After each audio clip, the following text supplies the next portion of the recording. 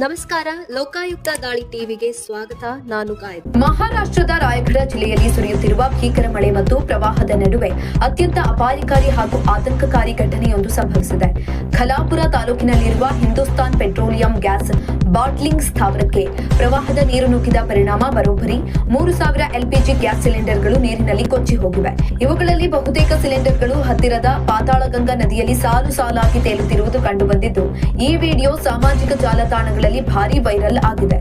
ನದಿಯಲ್ಲಿ ಸಾವಿರಾರು ಸಿಲಿಂಡರ್ಗಳು ತೇಲಿ ಬರುತ್ತಿರುವುದನ್ನು ಕಂಡ ನದಿ ತೀರದ ಗ್ರಾಮಸ್ಥರು ಮತ್ತು ಸ್ಥಳೀಯ ನಿವಾಸಿಗಳು ಜೀವದ ಹಂಗು ತೊರೆದು ಆ ಸಿಲಿಂಡರ್ಗಳನ್ನ ದಡಕ್ಕೆ ಎಳೆದು ತಂದು ತಮ್ಮ ಮನೆಗಳಿಗೆ ಕೊಂಡೊಯ್ಯುತ್ತಿದ್ದಾರೆ ಎಂಬ ವರದಿಗಳು ಅಧಿಕಾರಿಗಳ ನಿದ್ದೆಗೆಡಿಸಿವೆ. ಘಟನೆಯು ಖಲಾಪುರದ ಎಂಐಡಿಸಿ ಕೈಗಾರಿಕಾ ಪ್ರದೇಶದಲ್ಲಿರುವ ಎಚ್ಪಿಸಿಎಲ್ ಫ್ಲಾಟ್ನಲ್ಲಿ ನಡೆದಿದೆ. ಪ್ರವಾಹದ ನೀರಿನ ರಭಸಕ್ಕೆ ಸಿಲಿಂಡರ್ಗಳನ್ನ ಸಂಗ್ರಹಿಸಿಡಲಾಗಿದ್ದ ಆವರಣವೇ ಮುಳುಗಿ ಹೋಗಿ ಈ ಅವಾಂತರ ಸೃಷ್ಟಿಯಾಗಿದೆ.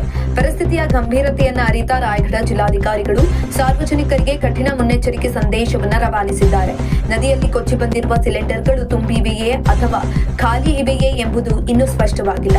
ನೀರಿನ ರಭಸಕ್ಕೆ ಅವುಗಳ ವಾಲ್ಟ್ ಹಾನಿಗೊಳಗಾಗಿ ಅನಿಲ ಸೋರಿಕೆಯಾಗುವ ಭೀತಿ ಇರುತ್ತದೆ. ನದಿ ದಡದಲ್ಲಿ ಸಿಲಿಂಡರ್ ಸಿಕ್ಕರೆ ತಕ್ಷಣವೇ ಹತ್ತಿರದ ತಹಸೀಲ್ದಾರ್ ಕಚೇರಿ ಅಥವಾ ಸ್ಥಳೀಯ ಗ್ಯಾಸ್ ವಿತರಕರಿಗೆ ಒಪ್ಪಿಸಬೇಕು ಅಂತ ಆಡಳಿತ ಆದೇಶಿಸಿದೆ.